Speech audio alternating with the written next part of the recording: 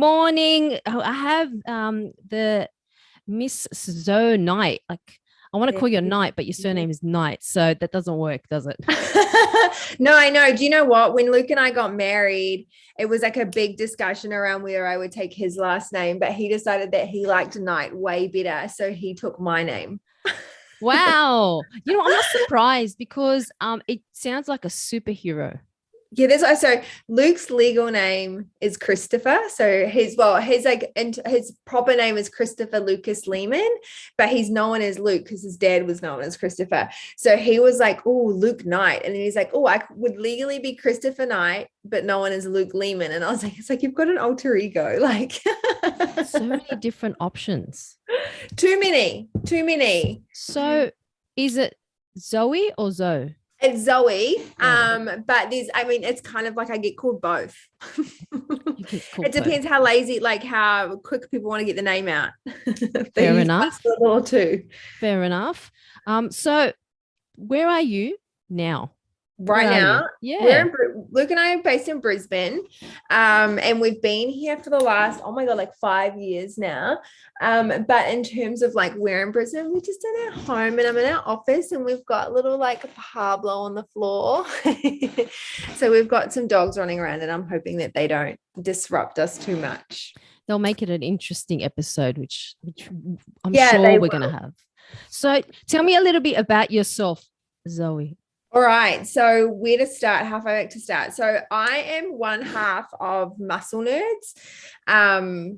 Really interesting story about that though. So like when we started Muscle Nerds, we started Muscle Nerds 6.5 years ago out of just pure necessity. So I had met Luke. I'm from New Zealand. Luke's from Texas in America. And I had met Luke here in Australia. I'd gone to one of his courses in Sydney, um and didn't like him, thought he was like, I don't know, rude and arrogant. I even gave him like a bad review when Poliquin Group sent out like their post-course questionnaire. Like I gave him a bad review. I was like, felt like you couldn't ask him questions, like wasn't approachable, felt like he knew it all, like all sorts of stuff. Anyway, I then flew back to Brisbane where I was living at the time, and he flew from Sydney to Gold Coast to stay with a friend of his in Gold Coast, which is the trainer that I had heard of the Poliquin Group course through. So there's kind of like a mutual person that we knew.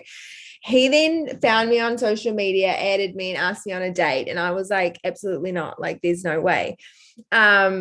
And then he was just so persistent. So he was only there for 3 weeks before he flew back to America. And for about 2 weeks, he just like kept asking. And I was like, you know what? Fine. Actually, it was one of the ladies at work just said, just go on a date with him. Like, what have you got to lose? You don't do, like, when was the last time you ever had any fun or did anything like this? And I was like, you know what? Yeah, like I won't have to see the guy again. Like, it would just be a fun weekend. Anyway, so I went on a date and it just felt like we'd, like, without being cliche, it just felt like we'd been together forever. I ended up staying down on the Gold Coast for the full 4 days until he flew out because our date was like, I caved right towards the end of his time there. And just, yeah, like I said, felt like we've been together forever. He then went back to America. We kept in touch, like we FaceTimed and chatted like all the time. 3 months later, I sold both of my cars. Sorry, I didn't have two cars. I had two jobs. I quit both of my jobs, sold my car, and flew over to America just to see like what would happen. It just felt like more of a risk to not do it, if you know what I mean. So did that. When I was over there, he got let go from Poliquin Group. Like he finished up with Poliquin Group. So then we both found ourselves, we were in Rhode Island at the time, and we were like, okay, so neither of us have any jobs. I've only got enough money to last me for the rest of the month before I go back to Australia. And so we just out of necessity announced that we would be starting Muscle Nerds. So he just put up a post saying, we're taking on online clients under a company called Muscle Nerds. We had no set up, no structure, no systems. Like it was literally like the day we decided, it was the day after I think he got let go or finished up, we just decided that we'd announce it and announced it like right then and there. And from that point on, we were just contacted with people that wanted to work with Luke, but that hadn't wanted to work with Poliquin Group. And we were just like really reactive to what people were asking for. They're like, do you take on online clients? And we're like, yep, we do. Like, do you just do nutrition only? We're like, yep, we do. And then like we ended up getting very lucky. He got invited to Canada to speak in Canada. Then he got flown to Kuwait to hold a seminar for some trainers there. And while we were there, we're like, let's hold one in Dubai. And then we kind of just like for 2 years, we like hopped around the world, asked like just going where people were asking and saying yes to everything and figuring it out later. When that kind of happened, so like especially the first couple of years, I really felt like I was riding off the coattails of Luke. Like, obviously, at the time, I said I only had about a month's worth of finances left before I needed to go back to Australia and get another job. And then so when we announced Muscle Nerds, obviously that was off the back of Luke. Like, people were wanting Luke. So I didn't feel like I was entitled. I just felt like I was, like I said, in his shadows, riding off his coattails. I was like, oh, this is nothing to do with me. This is all the Luke Lehman show. But gradually over the years, I've really I don't feel that way anymore. I've really kind of like our strengths and weaknesses really complement each other. So I'm very much the back end of everything. I run everything behind the scenes. And we've when we got back to Australia, it would have been 2 years after we started Muscle Nerds, we were able to sit down and say, what do we want Muscle Nerds to be? Where do we want to take it? What do we want to deliver? Like, what do we, let's be a bit more proactive than reactive.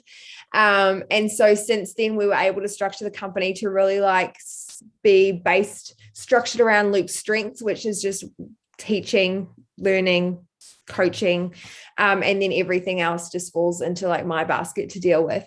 So that's me in a real nutshell. I don't want to say the back end half of Muscle Nerds because that sounds gross, but I'm definitely like kind of behind the scenes. I try and keep everything together and implement all of Luke's crazy and wild ideas about what he wants to do next. And but yeah, and that keeps us pretty busy. We also own a gym here in Brisbane, which is just a small boutique gym, which I'm currently in the process of trying to stop working in. Like, I took I think it was like 10 or 11 classes a week I was taking there, and we've finally just hired another coach to take over half of those for me, and to start working on, because between that, Muscle Nerds, and I also part-time study a Bachelor of Health Science. So between those three things and the 3 dogs that we have, I'm kept pretty busy. Sounds like that's pretty hectic. And I'm glad that you mentioned that you are, let's call it the foundation, but like support system of Muscle Nerds, because my first experience of Muscle Nerds was Luke. Yeah. Absolutely. And then I did his course. The thing that I remembered, the Muscle Nerds, it was a few years ago. The big standout was how much coffee he drank. Oh, and at the time, I was like, how's this guy standing up? Anyway, and not dancing and just floating. I thought he was levitating at one stage. And his teeth were super white. I was like, yeah, he's got good luck. That's important, I brought him veneers for his birthday a few years back. Yeah, so that was my first experience. So if everyone's listening, Luke Lehman is almost like the royalty of the health and fitness, all over the world. Let's just say it that way. That was my first experience of Muscle Nerds. But then I think I remember I was doing part of the online, which was part of the course. And then this chick with a New Zealand accent kept popping up. I'm like, she knows what she's talking about. And she's, who is this girl, And then I was like, well, I should do some Instagram stalking. And lo and behold, you popped up with your beautiful dishes. And I was like, I think I can relate. I mean, I like Luke's content and information, the Muscle Nerds, all that stuff, but it's just a different approach, Yeah. So I'm glad that you said that you are like the kind of the yin and yang. Yeah, exactly. Really are. Like, we really are. And you know what's really interesting is, so when we first, obviously it was so early on in our relationship that we started Muscle Nerds together. We were still learning each other personally because it was such a accelerated start to the relationship as it was, let alone then being like, let's start a business together. It was never the intention. It's just how it ended up happening. But for the first few years, as I was learning his personally as well, I was also learning how he worked, like professionally. And it did my head in at how, like, his work methods. He's diagnosed ADHD, and at the time he wasn't medicated. He's medicated now, which makes him a little bit more somewhat organized and structure. But I remember just like I'd be banging my head against a wall, just being like, why are you doing it that way? Like, why aren't you just doing this? I think we've probably in our entire relationship had about 5 big arguments, and every single one of them has been instigated by me and has been about work. But it infuriated me until I started doing a lot of, like, I started watching a lot of TED Talks and videos and on YouTube, and reading some blogs and articles about people with ADHD. And I just realized, like, I have to let him work how he works, and I have to be okay with that, because his strengths are my weaknesses and my strengths are his weaknesses, and we complement each other. Like, I can't keep trying to make him like me, because that wouldn't work. We wouldn't gel. Like, we definitely yin and yang. We are polar opposites in almost every regard, except like our foundational values, which is it makes life really interesting. But that's what it's all about, right? 100%. We're gonna bring it back to one topic, and then I'll come back to that. But it's like with food. If you have one flavor, I think there was like a study where, if you put, I don't know if it was a study, but I think someone said something like, if you put a bag of sugar in front of someone and told them just to eat sugar, just the whole bag of sugar, how much can you possibly consume without feeling sick? 100%. And hating it. That's it with anything. I mean, you see it with alcohol, right? When people get real sick off drinking one alcohol and they can't touch the stuff again. And also, like, on that topic of sugar, what's really interesting is, like, you see a lot of people that are like, oh, you're just addicted to sugar. It's like you crave sugar. If you actually look at what they're binging on and eating, it's not sugar, it's highly palatable foods. It's that perfect mix of sugar and fat and salt. And there's literally scientists out there whose job it is to design food that makes you not be able to stop eating it. That fires all the right places of your brain, that makes you just want to keep eating it. And it's that perfect balance of, sweet, fat, salty. So most people very rarely are just like chasing that sugar binge, because then they'll just be going for like straight lollies. But they don't. They go for like the donuts, the biscuits, the chips, and all that sort of stuff. That's so true. It's like sometimes when you eat like this, I bought these Mexican chips once. I forgot what they're called. They're like they're not hot, that hot. They're really skinny. They're very popular on Instagram. And anyway, they're just like salty and sweet at the same time. And I was like, what is in these? Can't stop eating these. Yeah, what is in these? Yep. Someone so that came up with makes the perfect sense. recipe. That's it. They're doing the right. They've got the formula. Now, tell me what your background is, because I'm interested why you went and did Luke's course. Right. Okay. That's interesting too. So at the time, I went to BioSig. It was Poliquin Group's biosignature course in 2015. It was at the very start of 2015. At the time I was working in 8 till 5. I was working in recruitment. At the time, mining recruitment, and I kind of just fell into that job. But prior to that, my background was when I left school, I went into my first year of law and psychology, hated it. I just kind of like, this sounds so obnoxious, but I kind of just like flew through school, never really gave it any effort or attention. And when I got to uni, I was like, I cannot pull law out of my ass. Like, I had no study skills. Like, it was just a real shock. And back home in New Zealand, I had to move from Hawke's Bay to Wellington. So I had to move away from home. I was 18 and I was not ready. I chose law. I don't even know why I chose law. Like, I'm a numbers person. Like, I like data and numbers. Like, logical things make sense to me. Science makes sense to me. English and the written word is very like black and gray and interpretive, and it's just not my strong point. Don't know why I did that, but anyway, so I'd always worked in like any type. When I left, I ended up working in conveyancing, like the buying and selling of houses. I moved back to Hawke's Bay and got a job doing that or helping with that. And then when I moved over to Australia in 2008, I got a job at a litigation finance company, and it kind of like I was always on that legal side of stuff.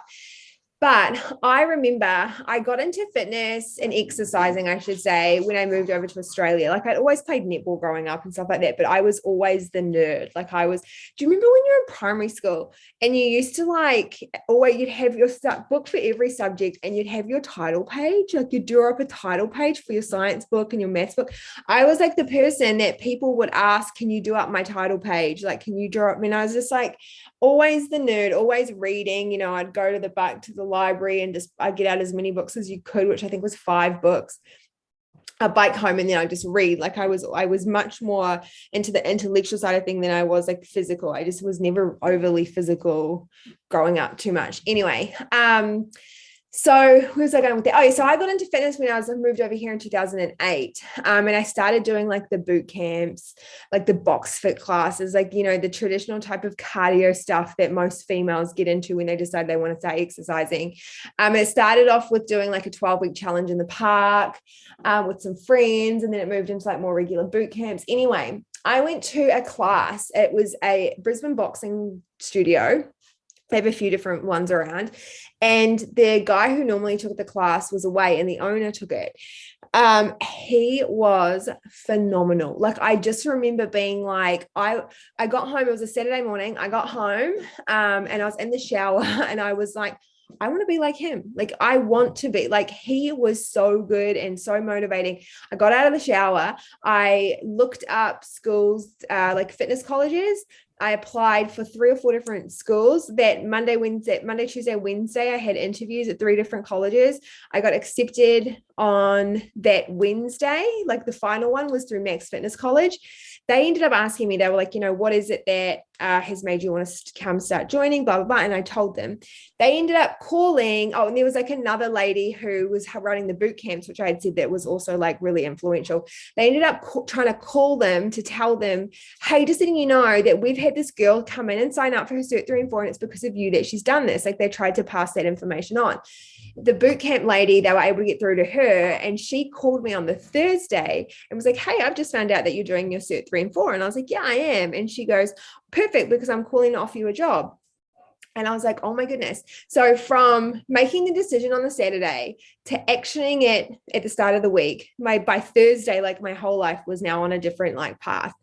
So I started working there part-time because I still had my 8 till 5 and I was still studying. So I was studying, working 8 till 5. I was working in the mornings. I was doing boot camps and ended up like shadowing and then eventually taking my own clients over in the mornings. Then I'd go 8 till 5 recruitment. I'd go back and then I'd do some evening classes and then I would train myself and I'd get home about 9:30. And they were just like huge days. And I was doing that for almost a couple of years. And I just remember being really super inquisitive in nature anyway. And I just remember getting to a point where I was like, there is more to someone's health and results than the 45 minutes I've got them in class. What is it?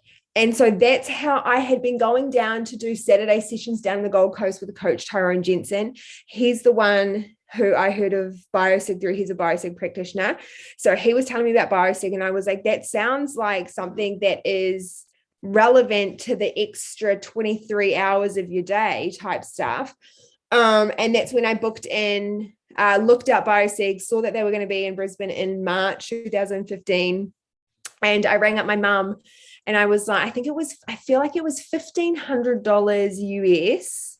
Ooh. And I called my mum and I was like, can I please borrow some money to do this course, like to go to Sydney for the weekend? I think I had to borrow money off her for like the flights, accommodation, and the course. God knows how I didn't have it when I was working 2 jobs. I don't know. And I think with the currency conversion to New Zealand dollar, I think it cost you like 2.5 grand or something. And it's practically double. But yeah, it was back then, for sure it was. But I just remember like, thank God she did, because I ended up going to Sydney and that's where I met Luke. And I'm going to stop you right there. Yeah, wait, go. 1 second. Thanks, Mum. Yeah, yes. Oh my God, I know. What's Mum's name? I haven't even paid her back yet. My mum's name is Margaret. Margaret, we love you. Thank you for believing in Zoe. Continue. You met Luke? Yeah, I met Luke because Mum lent me almost $3,000 Margaret. And I still haven't paid back. Come on, girl. I should put that on my to-do list. Please. But yeah, so that's essentially how I ended up going there. But then the thing is, from that point, like that was in March 2015, and it was at June that I flew over to America. So from June 2015 is kind of like when I stopped coaching anyone. So I don't have a lot of experience as a coach. Like I only had those couple of years when I was doing it part-time, because obviously when we started Muscle Nerds, like that's Luke's strength. You know what I mean? Like he's the one with all of the years experience. It doesn't make sense me trying to fit into that role as well when I've got all of the admin side of the skills and like the back end stuff. But again, because I'm inquisitive in nature, I just love to learn. In 2017, when we had decided that we were going to settle in Australia and try and get Luke his visa here, I just said to him, like, I really want to study. Like I felt like I still needed to do something for me. Muscle Nerds at the end of the day is still Luke's company. Like, even though it's both of ours, like he's the face of it. He's the brains behind it. It's just the substance is him for it. Essentially, he's the one that's irreplaceable in the company. Do you know what I mean? So He's he's the flavor. He's the flavor. Yep, he is the flavor, and he's not one single flavor. I'll tell you that. He's a lot of flavors. But yeah, so I just need to do something for myself. So that's when I started studying Bachelor of Health Science. And I've been chipping away at that part-time since 2017. And it's just something that's mine, and like it's teaching me, and I can hand on my heart say that I've, done it all myself and achieved everything without the brains of Luke. Do you know what I mean? Like it's something I've accomplished, I'm doing on my own, because standing in Luke's shadows is tough. Like he's so smart. He's too smart for his own good. He knows his stuff. Yes. But in saying that, like, obviously you're bringing a different flavor to the new different recipe. Let's just say. And like what is, you said health science, what is that? So I initially started doing it in naturopathy. So a Bachelor of Health Science is just basically, you're very, I want to say basic level, but it obviously gets more complex because it's a 4-year full-time degree. So 4-year full-time or 8 years part-time. And it's just your biochem, your anatomy, your cell physiology, and all that sort of stuff, your biology. But then depending on what you decide to stream to do. So I started off doing naturopathy. So then therefore there would then be the subjects, once you've done all your foundational ones, there'd be your subjects around your herbs, and all that sort of stuff. I found that I was just lacking the interest in that. So I ended up changing and doing it in nutrition and dietetics, even though it's not, I don't know why they call it dietetics, because it doesn't give you a qualification as dietitian, just gives you a qualification as a nutritionist. So then that shifted more into the food science. So, I've done subjects such as nutritional medicine, pharmacology, pathology and clinical sciences, and all that sort of stuff. And the streams to then be, once I've finished, I will be a qualified nutritionist. Amazing. You've come a long way from HR to personal trainer, working in the mornings, to law, so back in the day, and psychology, and then you said naturopathy, and then science, health science, nutrition. I'm just thinking, like, obviously you grow as a person, but I'm looking at the social media and seeing that there's team natural people, kind of naturopathy. Naturopathy. Sorry, that one. And then there's team science based. Yeah. Right. Yeah. Can we meet halfway, or can we fuse them? We should. We really should. Unfortunately, and why? They should hate we? each other. Why? Because the Western medicine system, so like, the real, that you go to the doctors, you get pharmaceuticals and stuff like that. Very, very good for acute conditions. You break an arm, you have really high blood pressure, you get down really quickly. You have an allergic reaction or anything like that. Really good. It's not so good for really low level chronic accumulative conditions. Whereas that's where like the natural side of things addresses more so lifestyle, whereas this is like a good way to explain it is, I think, natural medicine is more preventative, better for chronic stuff because it addresses lifestyle. And what I think the methods within that do is it coaxes the body to do what it's designed to do in its own realm of healing. Westernized medicine forces the body into certain ways. You know, it's here's a medicine, it's going to completely alter it instantly, like the way your body reacts instantly. Whereas this is like, let's coax you there, let's get your body wanting to do it on its own. It's a much more softer approach, but it's a much longer approach. Whereas this is like short, sharp, let's get you fixed right now. They both have pros, they both have cons. Neither of them are perfect systems. So it would make sense that they would meet in the middle. And it's like, hey, I'm going to give you this, like high blood pressure, for example. You go to the doctor, they give you a blood pressure medication. Here it is. Okay, cool. Whilst we're going to give that to you now so it can save your life and it doesn't keep being, you know, it lowers it quickly. I want you to go over here though and fix the issues as to why it's gotten high in the first place. So then we can eventually get you off the blood pressure medication. Like that's a perfect example. Like they would complement each other so well. The problem is there's just not many people that can understand the pros and cons to both. Like anyone in the medical world thinks that that is the answer to everything. And you know what, like I know that, you know, if you do have anything major wrong with you, the first place to go is to your doctor or the hospital, because that's who's going to fix you. So because like you don't go, well, not many people would go like, you know, yeah, if you had a heart attack, you wouldn't go to your naturopath. No, you wouldn't go to your shaman. Excuse me. Yeah, that's right. So I think that they definitely have this side here, the, you know, the westernized medicine world. They definitely have that air of authority. And it's almost like a lot of them are closed off to this. I was very lucky. My biology lecturer, she was a DNA scientist, and apparently it was her colleagues that cloned Dolly the sheep. Like, I don't know if you remember the way they cloned. 100%. Yeah. So it was her colleagues. She said the first time she was in the lab and they replicated the DNA, she put down her stuff as she left, and she was like, there are some things in like nature that humans should not interfere with, and she was just so strong on that. She then moved into natural medicine, so she was teaching us like naturopathy, aromatherapy. Like I know people have really strong stances on that. I've never looked into it, I don't know enough. The concept could work. But I also think we shouldn't be so naive to think that just because we don't understand it, it doesn't exist.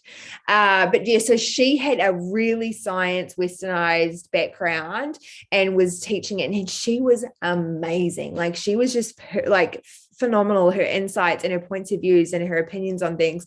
And it's just like, you just saw how valuable it is to have knowledge and experience in both. So yeah, I wish that they would work together. I think there'd be a lot of benefit to work together. I think at the end of the day, all that's going to do is serve more people and help more people if people could learn to do that. But God, man, humans are complex. Ego is a huge thing, right? Definitely. I mean, I see it with my mum. My mum's 80. She's been on blood pressure medication for quite some time. Obviously, it's a natural part of aging, Yeah. especially with that generation. But we have to always watch the kidneys. Yeah. We have to always just Liver, all the those detox little stuff. things, That's it. and you try and persuade that generation to think outside. It's a bit challenging. Hugely challenging. My parents are the same. My parents are in their 60s, mid 60s. And it's very much the mentality of like, well, something's wrong, I need a pill to fix this. And also, like, I remember when my mum was over here for a holiday once, you know, she's saying, Luke's like, where are you getting your protein from? Like, when are you eating your protein? Because she'd have honey on toast every morning for breakfast. Then she'd have like a sandwich for lunch. And then she'd have like, you know, you should have meat and veggies for dinner usually. But yeah, so mum, and he was like, you don't eat well. And she's like, I eat well. And he'll see everything up. I said, Mum, you're really Brown not. food. Yeah, full of brown. Yeah, lots of brown food. Which I mean, in and of itself isn't bad, but if it's all you're eating, like, you know, he took her blood glucose and it was high, and she's just like, you know, they're a different era. They are a different era, but in saying that, they have a lot of positives. Like with my mom, we're Middle Eastern, so we basically all our diet was, plant-based, really. Yeah, amazing. That's how I grew up on. And then when I speak to people, I speak to clients, I'm like, well, you might need a salad, or, have this. And it's so hard for them. They can't even put that into their brain. They can't even understand the concept that if you drink a little bit more water, that you might not be constipated. Yeah. have a little bit more fiber, like Just a little bit more. Veggies. Yeah, that's it. And that's what Luke likes to say. He's like, everyone should eat plant-based, but garnish it with meat. But that's a big thing for someone from Texas. I know. He's like, if you're willing to eat a kilo of steak, you need to be willing to eat a kilo of veggies. Wow. It's all about balance though, right? Like everything has a point of diminishing returns, every single thing. Like there's, even no matter, something being good for you is only good within a range. Like it's not, you can have too much of anything. Even too much fiber. You can have too much fiber, 100%. Yep. And that can cause nutrient deficiencies. It can clog you up. It can make you bloated, to anything. And there's a sweet spot for everything. And some sweet spots are really big. You know what I mean? Like broccoli. You have a really large sweet spot. It's going to take a lot for you to, well, depending if you eat it raw, it's probably going to cause a lot of issues. But so everything, water is great, but there's a really large sweet spot, and then there's like a donut sweet spot. It's like this small. Definitely. Well, definitely. Yeah. So how do you, figure something out or program for people? Because you and I, or people in the fitness industry, we find it a bit more easier to have a salad or greens, or exercise. It's not like, oh my God, I hate this. But average population who don't like to exercise, like to really drink, don't like to cook. It's a big one. That's what started us, you and I, having a chat about this. Hey, it was right. Like the cooking, the benefits of learning how to cook. Do you reckon it's a lost art? It's a losing art. Absolutely. How to cook. Yeah. I'll tell you why. I think number one, we don't have that connection to, like, I'm going to say, like family or friends, where we come together and we sit on a table and we prepare. So we're always in a rush. And obviously everything's quite easily accessible as well. Convenience. Convenience is a big thing. And we have lost the art of just like, I call it a little bit of mindful meditation in cooking, because that's what I do. I like it. You probably have some intuition around food though, which is lost. It's lost. We don't even have the connection to the land anymore. Like my dad grew up a hunter. So we ate venison every single night of the week. I'm not even kidding. That was our main source of meat. Was he would hunt every weekend. He'd go out, he'd shoot a deer, and that would feed us for the week. And I'm not exaggerating. We would have venison steak, venison sausages, venison mince, a venison roast, venison savoys. I don't know if you remember savoys. Anyway, what's savoys? He would just, it's like, I don't know how to explain it, but it's like a sausage, but you boil it. Okay. Strange. I think it must be a Kiwi thing. Must be a Kiwi boil of sausage. We don't boil sausages. No, anyway. But you boil a savoy. Yeah. Okay. Fair enough. I'm gonna look it up. My mom used to cook intestines. She used to cook intestines, so that could be close enough. That's what they used to make the casings of sausages out of. Oh, there you go. Yeah. I used to come home. She's like, you better eat this. Yeah. But yeah, so we grew up on venison, and so even that there is like some connection to where your meat comes from. So now, and again, growing up, we didn't go a lot with Dad. I think if we were boys, he might have taken us more often, but we weren't. So it's just me and my sister. And people don't grow their own food anymore. Like there is a really big disconnect between someone grabbing a steak off the shelf at the supermarket and realizing that was a cow. You know what I mean? Like imagine how many people would be vegetarians if you had to go out and kill your own meat. No one would do it. No one would do it. Everyone would be vegetarian. 100%. Definitely. Or pescatarians. They'd probably be all right going and catching a fish, but they wouldn't kill a chicken. They wouldn't kill a cow. There'd be a very limited amount of people who would do that if you had to kill your own food. Yeah. Even back to growing foods and seasonal products. Like we just have lost the connection, not just to the people, but to the land, and to food. And we don't have any intuition around food anymore. Like when you look at animals, they just instinctively know what they need to eat, and whether they learn that from their parents, obviously they probably do. But do you grow anything? Do you grow? No, we don't, because we rent. So we've got a community garden here. Wait until we buy, and that's the first thing I'm going to do. I have been dying to grow. Like I've got we've had, I'm not very good at keeping plants alive, but we've had like our herb plants, a tomato plant and all that sort of stuff. But I can't wait to just plant. And I don't know why that is not common amongst every house. have a front yard or a backyard. And I know this is probably like a privileged statement to even consider that everyone has a front yard and a backyard, but the houses that have it, like what, and public council spaces, why are we not having fruit trees? Why are we not, do you know what I mean? Like, yeah. it's I so think also easy and it's the ground as well. It's got like Yeah. arsenic. They have to do a test Yeah. as well. That's what you're supposed to do. Most fruit seeds have arsenic in it as well, which is why you shouldn't have your pets Oh, great. eat like Yes. like passion fruit seeds are a big one. Apple Yes. seeds. Talking about pets. I noticed that you've got an Instagram page for Daisy. Yeah. Talk to me about your babies. Daisy's so special. So we what's what I'm looking for, sponsor a room at the RSPCA. We just make like a monthly, it's been doing it for years now. And when Luke and I got his visa here, it was just a year-long visa initially. We got our own place. So we'd just been staying with friends and like sharing rooms and stuff until that point. So we got our own place. And when we moved in, we had like this bootload of towels and sheets and stuff, old towels and sheets that we took out to the RSPCA to drop them off. And we took them out, and while we were there, we went and had a look around like all the rooms, and we get to the very last room, and Daisy, oh my God, she was just sitting in it, and Luke crouched down because it was like a big glass wall, and he crouched down, and she came up and sat right in front of the glass and then put her paw on the glass. And I was just like, we are not leaving without her. Like I just had this feeling of I will move heaven and earth. We had just moved into this apartment. It's a 1-bedroom apartment with this tiny courtyard. We didn't even have approval to have a dog, but it was literally like, I don't care. Like, I'll fucking pay whatever to break lease. Sorry. I'll pay whatever to break lease. We have to have her. And it was, then and there we applied, we got her, we took her home. It was like, we went to drop off towels and sheets and came back with a dog. But it was honestly, I just think she chose us. And she was, I don't know what her background was or how she was at the RSPCA, but she was just so timid. I don't believe she had been exposed to the world at all. Like, we tried to take her for the first walk and she was just petrified of everything. We couldn't crate train her. We couldn't get her anywhere near anything that she felt enclosed in. Like, we got her a toy box. She wouldn't put her head in it.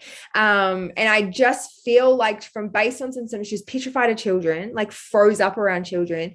I think what had happened was she had, my assumption, like, I don't know this, but from how she acted, it wouldn't surprise me if she had been kept in a crate, like gotten as a pet as a family, realized, wow, dogs are a lot of work and a lot of effort, especially puppies, put in a crate and then left there, and maybe kids like tormented her through it or anything, because she wouldn't even walk through like doorways up and down. She didn't know how to walk up and down stairs, like nothing.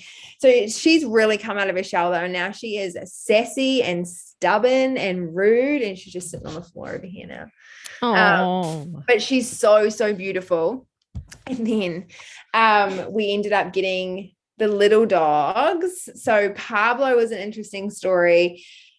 Daisy had a Chihuahua. So our neighbors had a Chihuahua. So we lived in this 1-bedroom unit. We also ended up having to get Daisy's knees operated on. So she's got bad knees and we have to get her hips done soon. So she's just like, when the surgeon was in doing her knees, he came out and he said that her growth plates indicated she was 3 to 4 months younger than we were told. So when we got her from the RSPCA, they told us that she was 7 months old. But he said she's 3 to 4 months younger than that. So she only would have been like 3 or 4 months old when we got her. Anyway. Baby, no wonder she was so cute and little. But with Pablo, so we used to live, like I said, a 1-bedroom unit, and there was a unit next door, and they had a Chihuahua, and the Chihuahua used to come and sit out on the top steps every day. And Daisy would come out whenever it came out. It was like 4:00 in the afternoon, the owner would let it out, and she'd always go out and sit next to it, and they'd like sniff each other through the fence. I said to Luke one day, I was like, we need to get Daisy a Chihuahua. And he was like, I wouldn't be mad about it. That day I went to the mall, and the pet shop at the mall had Chihuahuas in the window. And I was like, is this a sign? So we got Pablo. So I literally came home and was like, meet Daisy's brother. And Luke's like, are you serious? And I was like, yep. That's a cute love story there in itself. So does she not like certain people? Does she have a vibe? She's a big vibe. So she doesn't like anyone that's got loud energy. Anyone like, because Luke and I have a very, like, I know I was saying like Luke's a real erratic person, but he's actually very like, both of our moods are very much like this. Like, we're not fluctuating moods, people. Like, we don't have peaks and highs and like, highs and lows or anything like that. We're very stable in our mood, and our environment's very stable. Luke and I don't argue, like, we don't flare up at each other. We're very calm, and our home's very calm. And so she's kind of adapted to that. You get her in an environment, like if we have people over, which we don't often do, but we have people over and it gets too loud, she gets overwhelmed and she'll put herself away. Poor Luke's mum. Luke's mum came over for our wedding. We got married 2 years ago, right before COVID shut everything down. So Luke's mum flew over from Texas. She stayed with us for 10 days. Daisy did not warm to her at all. I remember Luke's mum was sitting out in the backyard once, and I just hear Daisy barking, and I was like, what is she barking at? And I go outside and she's just barking at Luke's mum. Like, she doesn't do that. And I was like, wow. But Luke's mum's allowed. She's a loud Texan. But yeah, so she's very much needs like her safe space. She does get overwhelmed very easily. Loud noises she hates. Like, we take her down to the gym sometimes. She hates it there. Really? Hates it. Yeah. We only take her if we need to, like on the way to the vet, or if Luke and I are going to be there all day, we'll take the dogs so they're not home by themselves all day. So she's a personality on her own. She is all emotion, and she has a human soul, I swear to God. Okay. But it's funny because the 3 dogs, because then we got Frank, the French bulldog, because Luke's always wanted a French bulldog his entire life. And because I just came home with Pablo, he was like, well, now I get to choose a dog. I was like, okay. So he got Frank, who's our Frenchie. But Daisy is all emotion, like just you can tell. It's like she wears her heart on her sleeve. You can just tell what she's feeling, and she just reacts emotionally to everything. She must be a Cancerian. Are you a Cancer?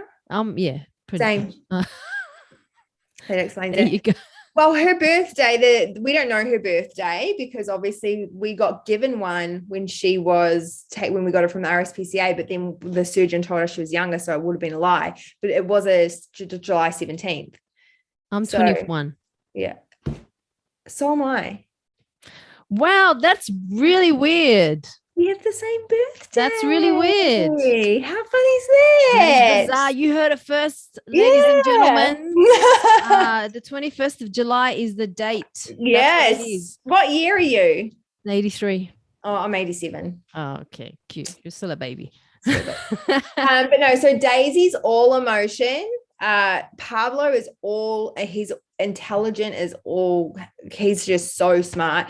He's tactical. So like if you give them each a treat, like one of each, 2 will get discarded, and then they'll just constantly steal one off each other. Like, they'll just wait and then they'll nip it when they need and run away. Pablo will sit there and bide his time. He always ends up with it. He always wins. But what he'll do, he'll bark at the front door, and the other 2 will rush to the front door. He'll pick up the treat and run in the other direction. Like, he's just all tactics. Oh, how funny. And then Frank, the Frenchie, is just dog intuition, like just dog. So like, young. Something's moving fast and he's like, oh, I've got to chase it. Like, he's just got so it's a really funny dynamic, actually. And they're so great together. Really reactive, sounds like it. Yeah. So I'm going to touch on just a couple more things. Like you mentioned, when you did your course with Poliquin, from my memory, there was a lot of things about hormones. There's a big hormone thing that came out. The whole thing was basically on hormones. Okay, so something along the lines is if you carry body fat around your butt, your estrogen, something like that. Yeah, that was it. So I think Charles came out with, my understanding, this is secondhand, obviously, knowledge that I've learned from Luke, and I hope I don't butcher it because otherwise he'll be like, Zoe, that's not right. And I'm sorry. My understanding is Charles came out with Biosig, and there was, I can't remember how many sites on the body there were. Quite a few. Yeah. It's like belly, underarm, back, these 9. Okay. I don't know. Sites. I could be wrong. There was like 1, 2, 3, 4, 5, 6. 7 or not. I can't remember. Anyway, there's quite a lot. And depending on, where you held your body fat, it depended on what your hormones were doing. And essentially what I understand is the system was created to sell supplements.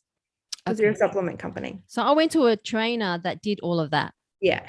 Now, I also there's a lot of arguments that you can't spot reduce body fat, right? Like a lot. There is some studies I haven't read. I've just heard Luke talk about them, and I don't know how valid they are or how solid they are as studies. There are some studies where they have had people subjects do just upper body conditioning and then just lower body conditioning, and the ones that did just upper body conditioning got leaner on the upper body, and then the ones that did just lower body. So whilst there is like a global effect, it did happen, but obviously you can't just be like, I want to lose it from like just under my armpit or like just on my stomach. But in saying this, females and males store fat in different locations. Why? Because of our hormones. We have different hormones. If we hold them where it's easy to access for like to grow babies and feed babies. Males, I don't know why they store where they store, but you know, typically like around the face, around, maybe it's for like quick fuel source when they're hunting. I don't know. When you do start having hormone imbalances, which happen gradually over time, like it's never typically never like a quick overnight change, drastic change, but gradual over time, and you can start holding fat in male or female pattern mannerisms. So you know, guys can start to grow boobs. You see that ladies start to hold it in like especially like around the stomach area, around their face. That can indicate that there is a hormone imbalance.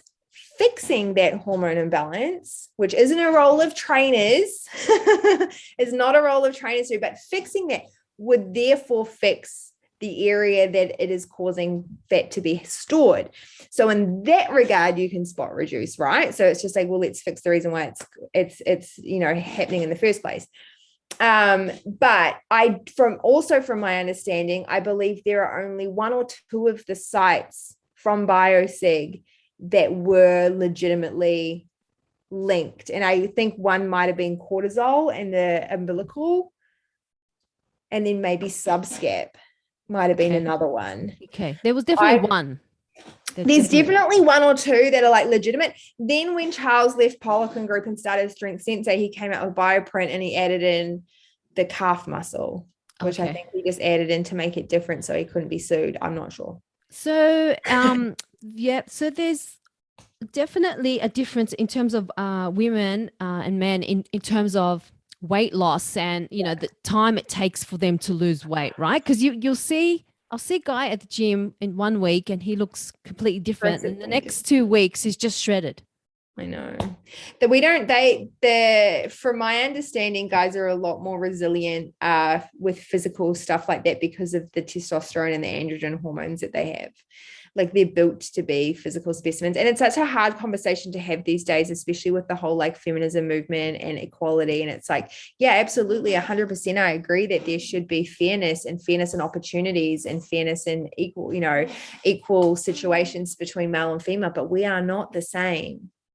Like we are not, like especially when you look at like a big thing I've seen, not recently, actually, it's been a while since I've seen anything about it, but the physical requirements for like the police force and the armies and the military and all that sort of stuff, it's easier for females than it is males. And obviously that's to equate for the difference. But then it's like, but if they're going out and performing the same job, they should all be hitting the same requirements. And unfortunately, males do have it easier to grow muscle, lose fat, maybe not lose fat. No? Don't know, actually. It's a good question. I might ask Luke, but I just feel like I wonder if there's a degree of like they can detach emotion a lot easier from food than females can. I know that we bought more health-wise, we naturally have a high body fat percentage. It's harder for us to get really low. And it's not as healthy. Like we are a lot more fragile physiologically than males, like especially because of the fact that we reproduce. So our healthy levels of body fat are higher than males. But in terms of if you have like an obese female and an obese male, like whether it would be easier for that male to drop drastic amounts initially or not, I'm not sure.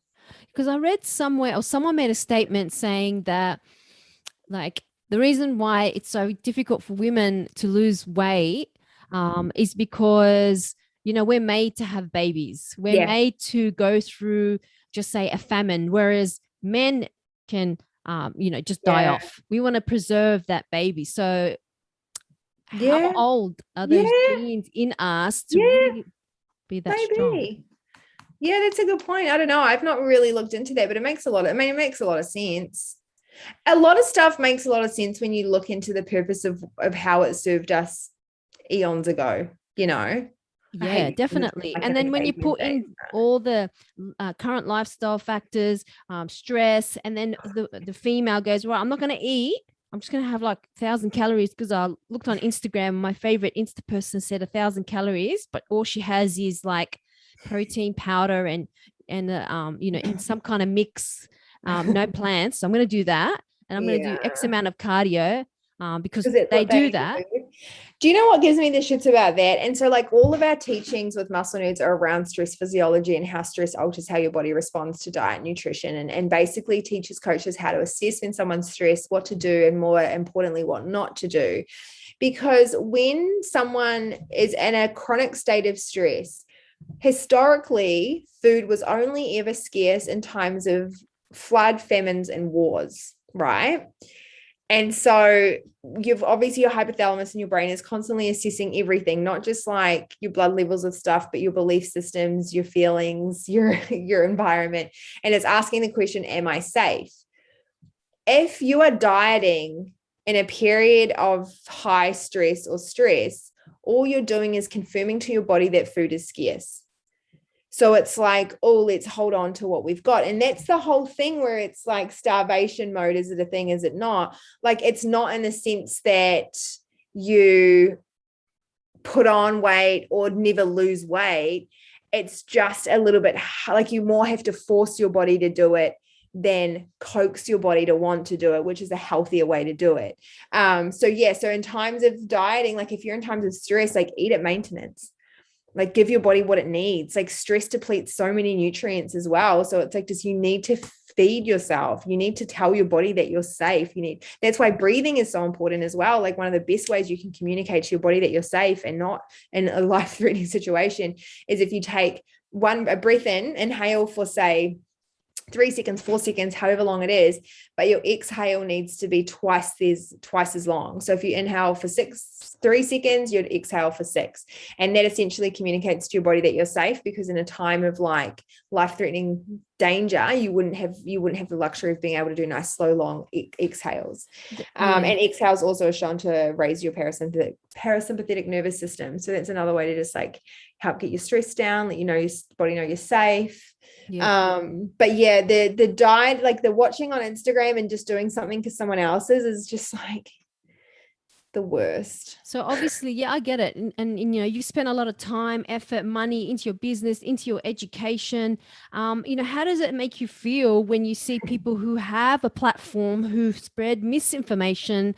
Like I'll tell you with myself, I don't comment because it's really easy to sit and comment. If I see a person, I'd rather tell them in real time, which I'll never see them, but it takes more energy to comment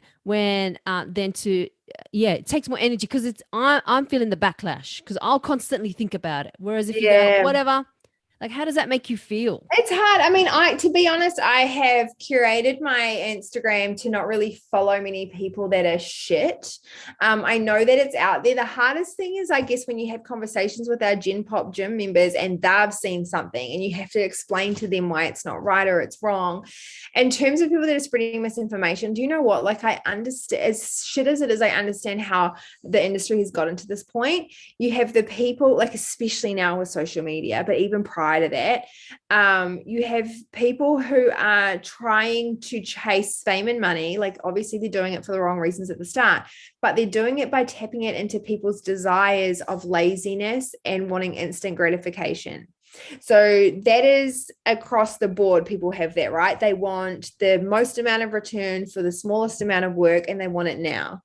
And so people know that that's what people want. So they're like, oh, I'm going to market to that. Let's do an 8-week challenge and you don't, you know what I mean? Like, or like, let's have the skinny tea. You don't have to drink any, like make any effort on your part. You just have to drink this and you're going to get results really fast. So it's like instant gratification, quick results by not putting in any effort. Yeah. And that's how it's gotten to the point, and I get it. And I think when you see the people that are in it for the long haul, like we recently have, actually just today, this morning, we put up a post not that long ago, I don't know, last week or whenever it was, really recently, of just the differences in split squats. Oh yeah, I saw that one, leaning forward. Yeah. So you've got your short stride, your long stride, all that sort of stuff. Anyway, someone literally copy and pasted it word for word into their own post, like another coach, and shared it. And I remember, like, Luke and I have had this happen a couple of times in the past. Never this blatantly obvious. Like, at least rewrite it in your own words, so it's your Did they voice. change the picture at least? They took their own pictures, because the picture wasn't me doing but they it. cut and paste. They Pasted the cut and text, the paste. copy, literally word for word. Like, we put them next to each other and it's exactly the same. Anyway, and we've had conversations in the past, and it's like, these people aren't doing it for the right reasons. You know what I mean?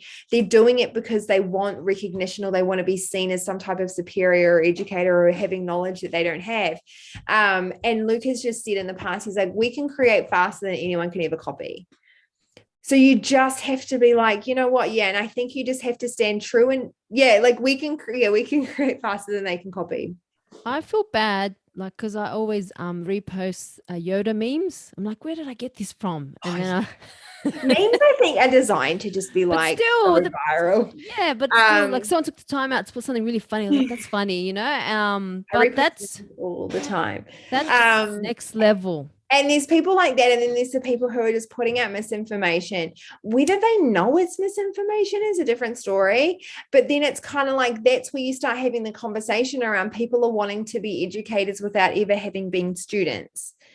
And it's, I don't know, it's hard, but all you can do is just try and stay in your own lane with like your blinkers on, and just try and focus on like doing what you believe is the right thing to do. Because you know what, like, no one's a bad person in their own head. No one is a bad person in their own head. So these people that are sharing stuff probably genuinely think that they're helping, genuinely think that they're sharing some valuable information. Whether it is or isn't is a discussion to be had. Like, you know, I mean, there's probably some stuff that we might have shared that's 100% more knowledge than us, is like, that's not entirely accurate. So it's like, who gets to police the industry? No one. Who gets to dictate what's right or wrong? Like, it's such a complex thing, and social media really has blurred a lot of lines. But all you can do is just hope that, I guess, the truth or the right thing eventually is like cream to the top, like it just rises to the top, and everyone else kind of either learns along the way and gets better, or fizzles out. Yeah, I guess the thing that irks me is the quite high profile people who post about, this is what I eat in the day, all that stuff. But you don't tell me about the other added supplements or illicit, like prescription or non-prescription drugs that you take. Like, you know, like, I competed a long time ago, and that was really hard to get that lean. Yeah. I didn't take anything. People didn't believe me. I just, like, it was my diet, it was exercise. Yeah. You have to live and breathe it. I looked like a greyhound on stage, and the other girl looked thick, and I was like, how can that be at that body? Like, I was really naive. So that's what shits me. Oh, bless. You know what I mean? Yeah, it is really hard. You know, the one thing that does irk me is the whole, like, train like me, insinuating that doing that is going to make people look like you, and that is not the case at all. You know, we've had people come to us for training, and they, you know, they've given us who they want to look like, and you just say, just FYI, like, aside of whether they are on anything or not, do you understand what it takes? Like, this person has counted every single macro, every single calorie that has been gone into their mouth in the last 5 years. They've never missed a training session in the last 5 years. Like, are you prepared to do that? And I think, I don't know whether, I had this conversation, Luke and I recorded a podcast yesterday as well, and we had this conversation on there, and it was just, I've said for a while now that I believe that the industry is promoting or advertising or marketing to the industry. So we're making the divide between the people who need the industry, so the general population people, the people who just need to lose a little bit of weight, get a little bit healthier, and then the industry itself, like us. I feel like we're making this divide bigger because we are portraying something that to this camp seems unattainable, not enjoyable, something that they'll never be able to achieve or want to do, live a lifestyle they don't want to do. So they just like, I'm not even going to try, because these people here portray everything to be, I've counted my macros for years. I've never missed a workout. I train really hard. And this person's like, but I don't want to give up my nightly wine. I don't want to give up my birthday cakes. I don't want to give up my meal out. And these people are like never showing like, or teaching or educating people how you can maybe make your life a little better and still include those things, but you're just not going to get here. Like, you know what I mean? Like, I don't know. It's just so extreme in this camp. It is. Or like, you can make your own Snickers bar with all this whey protein powder, or you can have your Snickers bar. Like, which one do you want? Yeah. And this camp's going to go, give me a fucking Snickers bars. Like, don't give me that protein bullshit. Like, that's what this camp's going to say. Exactly. And we haven't even touched on other aspects of like, with average population, and especially females. I feel like females, obviously from my experience, I feel like we've copped it for quite some time in the industry and in like on TV, social media. Everything seems to be marketed. Like the other day I was like, what's this on during the day? It was some kind of ridiculous shake during the day, I haven't even like spoken about, like I was listening to a podcast the other day about like post-pregnancy or miscarriage and what happens to hormones after that. Like that's a whole nother kettle of fish, with those topics. We really cop it, don't we? And I think it's all targeted towards the females because we're the ones that the beauty standards are set for. You know what I mean? Like the beauty standards aren't set for men. Men get better looking with age. Women need to stay youthful. Big guys, if you're rich, doesn't fucking matter. Yeah. Girls, if you're rich, you still need to look good. Have you seen the latest Sex in the City? No, and I've never watched Sex in the City. Okay. All right. It's really good. I like Sex in the City, but Miranda decides to not color her hair. She goes gray, right? At the end, she colors her hair. But basically, I saw this post. Kim Kardashian was like, "Oh, I'm glad one of the characters." Wasn't it? What did I call her? Miranda. Oh, yeah. Miranda. I'm glad she went red. I went back. Like, but if it was a guy, it would be like George Clooney. Yeah, he's salt and pepper. Do you know what I mean? Yeah, absolutely. So all the beauty standards are around men. And do you know what? Actually, it's kind of on topic, off topic slightly. I saw some real good meme a while ago, and it's, why don't we ever see any plus size male models? Because men don't care. You know what I mean? Like, whereas females have been conditioned to care about what they look like. They're conditioned to have that pressure to look like everyone else. Whereas men are like, man, that guy looks fucking jacked. Good on him. You know what I mean? Yes. Or the opposite thing. So a thin girl will look in the mirror and be like, man, I'm fat. A skinny guy will look at, like, the guys have the opposite. They'll be like, man, I'm jacked. Like, whereas it's like, no, you're not. Yeah. And that all makes sense. I just want to ask you one more question before we head, because I've taken so much of your time, and we've talked about all these different stuff and all these different content. Where do you see yourself, in the next few years with Muscle Nerds, with your babies, and with your cooking? Because we haven't even spoken about your cooking. I love cooking. Just like, I just don't understand people who don't cook. So good question. What I want to do is, the last 6 to 12 months, I've really started to question why. Like, I think I made a post about it towards the end of last year. And it was just like, this year, I just want to start working on my business, not in my business. So I do a lot of like the stuff that can be delegated, and we've kind of at that point when that's what's holding back the growth of Muscle Nerds. But then it's like, why do we want to grow? Every single time we add a new employee, add a new service, add a new product, buy a new gym, whatever, all it does is add stress and worry and more work on our shoulders. Like, we're not doing it in a smart enough way where it's like alleviating things. So it's like, to what extent are we prepared to give up our work-life balance, our stress, and our health for growth? So we're kind of at the point now where I'm just like, I would rather almost like find a nice, comfortable spot where we earn just enough to feed the dogs, just enough to get a house that they can have a nice yard, just enough where I can have the weekends off, where I can spend time with them, where I can financially help more dogs. But then it's just figuring out how to structure Muscle Nerds so that we can do that. I am this year just towards the end of last year, have started working on a computer software that I would like to release it's probably a good year or two in the making. There's nothing like it in the industry at the moment, and hoping nothing comes up before ours does.